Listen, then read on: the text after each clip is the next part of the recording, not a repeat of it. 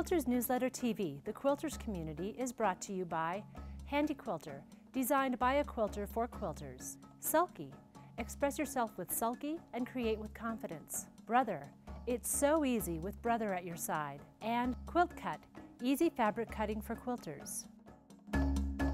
Hi, and welcome to Quilters Newsletter TV, the Quilters community.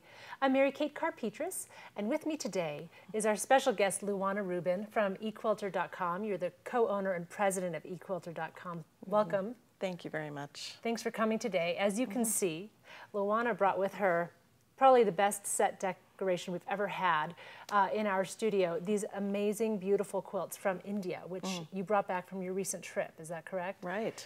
You just got back a few days ago as of this point. That's right. Still a little jet lagged.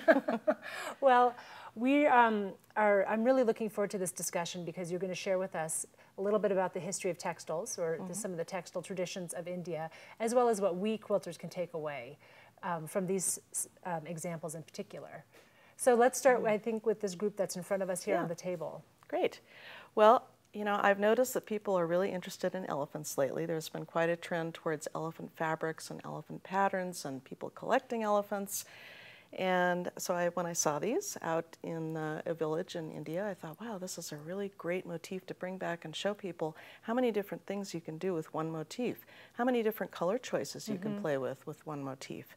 So for instance, this group of these four here, these are all made from vintage fabrics, from saris.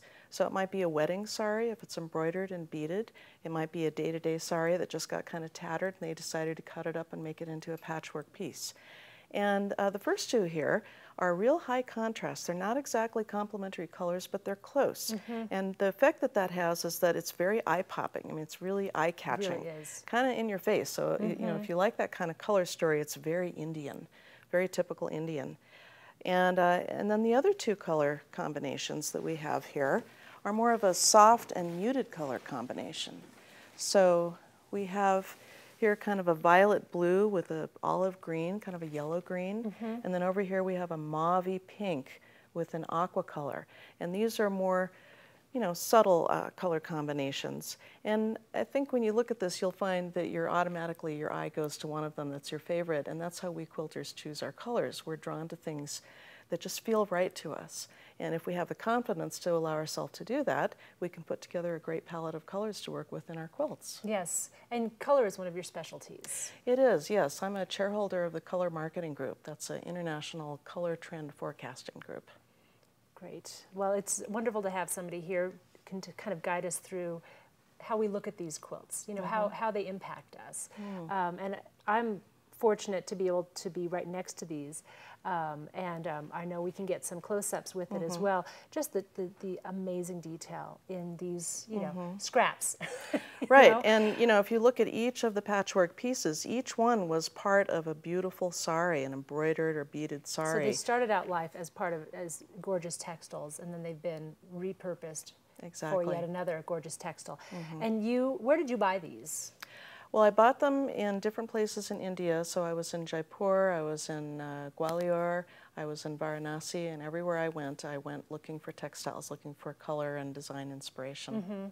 And you bought these directly from the makers, or from a dealer, or a gallery? From a store, in one case from a government store. And what they do is there are, you know, tens of thousands of families that are making various textile and craft products in their homes, and then they're all brought to a central location and they're sold from there. I see. So you don't always know kind of what the background is of these. Some of what you know about these textiles, you sort of have to infer, or kind of what the basic tradition is, but you don't necessarily talking to the quilt maker herself or himself. But you do know that it's a cottage industry and that it's made in a family home. Sometimes it's made on a dirt floor with someone just sitting there and doing their handwork every night, maybe after they work in the fields. Wow. That's quite a context for these amazingly rich-looking pieces here. And, you know, you don't have to be a color expert to come up with a beautiful color story, as we can see here, because obviously these women have not studied color theory. And I'm assuming they're women. Most of the women who do this, who we saw were, you know, you could see they were wearing the same fabrics that they were putting into the patchwork. But they are able to follow their intuition and put together a beautiful color palette. And in this case, in addition to that, you can see that there's a lot of beading in you know, hot pink and bright turquoise. Yeah. That just adds another layer of color and sparkle to it. Yeah. Gorgeous. Well, let's take a look at some of the other pieces that you brought with you. Yeah, well, this piece behind us, which really matches your shirt today, we were appreciating that, is a different way of approaching that. It's several different printed elephants, printed fabrics that are appliqued on, and it's kind of reminds me of projects that kids would do in kindergarten, you know. But they're all appliqued on, and I believe that the back was overdyed. And I saw a lot of these pieces that had been appliqued and then overdyed, so the whole thing was a purple. So I don't think that all of these appliques were originally had that purple cast. And then of course you can see there's a zigzag border, and I had a friend who bought one of these and had it made into a jacket, which is a lot of fun. So when you think about this type of fabric, you can always think about wearable art as well. How interesting. Was it difficult for her to have it made with the appliques on top of it already, or I mean, just from a construction standpoint? Yeah, they just cut it up. When you go to India, they'll make something for you. India, yes, yes, within a few hours. You just pick out the fabric, and they take your measurements, and boom, you have a jacket about 3 hours later. It's amazing. That is fast. And it's a lot of fun. That is really fast. What can you tell us about this spectacular horse piece behind you? Yes, well, that is really the same technique that's used here with the elephant quilt. So it's a piecing of very special wedding saris that's been repurposed, and of course the word repurposing is becoming of more interest to anybody who crafts these days, right? Yes. And it really reminds me of what I see at the Tokyo Quilt Festival, because they also use vintage fabrics. Maybe it's things that their grandmothers and grandfathers owned, maybe it's something they buy at a flea market and they cut it up. Maybe it's a 50 or 100-year-old ikat or stencil or even a sashiko sample. So it reminds me a lot of that. You know, you see the use of vintage fabrics being repurposed and resewn together in many parts of the world. It's just spectacular. I could sit here and look at it for hours. It is.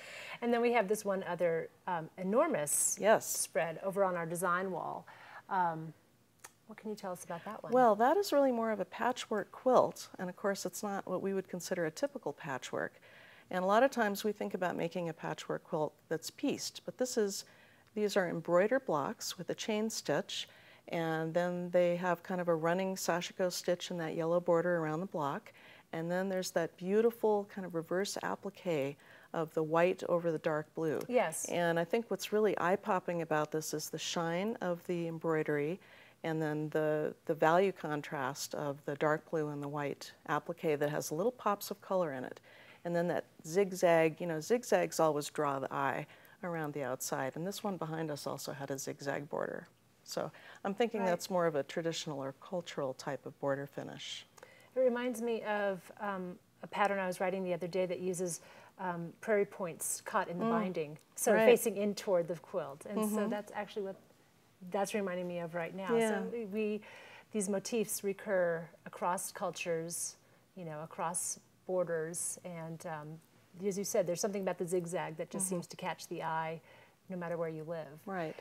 And you know, there are design elements that we see in quilts, and that's perhaps another reason why I bought these and brought them to show you, is they're just great examples of, you know, what really draws your eye. Is it the contrast in color? Is the particular type of bead or sequin? Is it that value contrast?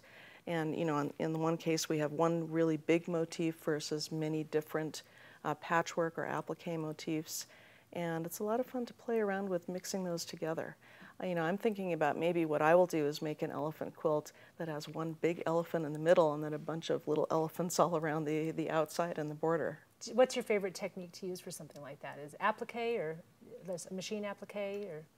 You know, I like to do thread painting. I love that, but I also love applique. So maybe, you know, like this large yellow quilt, maybe it'll be a combination of both.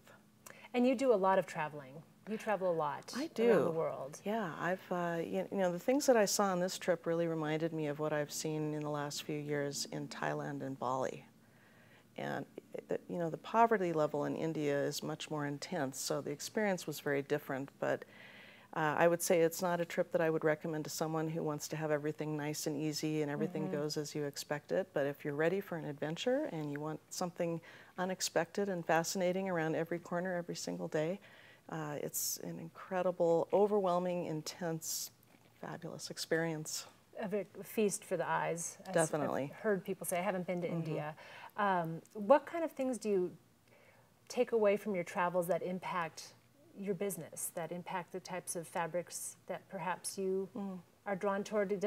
How does that interplay? Well, you know, when you're a trend watcher, and in my case, I'm a color trend watcher, you're always looking for what's the next thing. And how you spot that is, you know, how does something just strike your eye? Does it strike you as new and fresh as the next thing? And because I've been working with color trends for over 30 years in the textile and garment industry, that's kind of what I do. I just do it automatically. When I'm traveling, I'm looking for something that really hits my eye. And I say, oh, wow, that's the next thing. Like right now, I'm really interested in these kind of olive greens, yellow greens. We had a period of time recently where cool greens, for instance, emerald green was the color of the year. Right. And we've had a lot of mint green, kind of that retro green. Yes. And I feel that going forward, if you want to really look down the road in retail a year or two from now, those yellow greens are going to come back. Very interesting. Very interesting. Well, we'll definitely keep an eye out for that. Thank you so much. As I said, I wish we could keep this up all the time. This is just gorgeous, gorgeous work. Do you actually, before we leave, do you mind if we turn over the back? I just from a technical standpoint, I think it's interesting to see what the backs of these look like. And you know, we were talking about how these are really, it's like you're seeing the piece top of a quilt. Of course, in India, they don't really need to keep warm most of the time, depending on what part of India you go to. But these, of course, were meant really more to be decorative. And then the other two, the purple and the yellow quilt here, those were meant to be bedspreads, but of course they're bedspreads as opposed to quilts. But they use the same techniques that we use with patchwork and embroidery and applique. So here we're just seeing where they joined those together.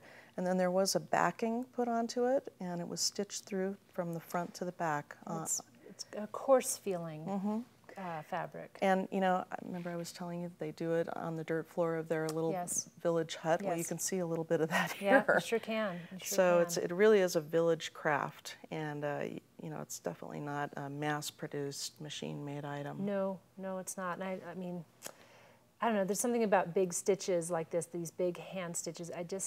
They tell a story in and of themselves. They do, and I think that's the charm of the big yellow quilt too, is that there's so many big running stitches in a high contrast thread.